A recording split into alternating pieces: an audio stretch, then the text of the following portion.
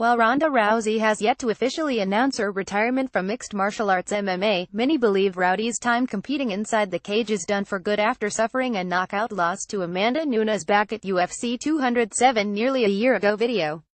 The loss was the former Ultimate Fighting Championship UFC Women's Bantamweight Champion's second in a row, losing to Holly Holm a year prior.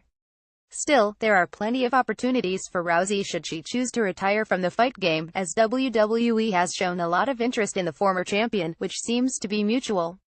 Before she leaves MMA behind, there is one fight that could bring her back to the sport that made her famous. And it isn't a rematch against neither Nunes or Holm to avenge a loss, according to current UFC welterweight champion, Tyron Woodley. Gina Carano, maybe. I think that's the only other person with a big enough name to make her come back and fight. It's not a fighter that, like Amanda Nunes, that has been wrecking everybody, or like some of these up-and-coming fighters, Woodley explained to TMZ Sports. Related video. Gina Carano has advice for fallen UFC headliner Ronda Rousey. Ronda is such a big household name, she has to fight somebody that is going to match her stature. At the end of the day, though, Woodley says Ronda simply moving on to WWE to start a new career there seems to be the smartest move to make, as she no longer has anything to prove in the MMA world.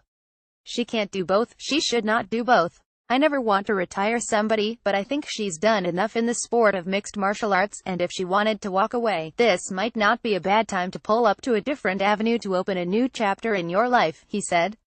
Related video. Gina Carano has advice for fallen UFC headliner Ronda Rousey. As for Carano, she's made it perfectly clear that she doesn't ever plan on coming back to MMA, with her preference to stick to the acting game since competing in her last fight against Chris Cyborg way back in 2009.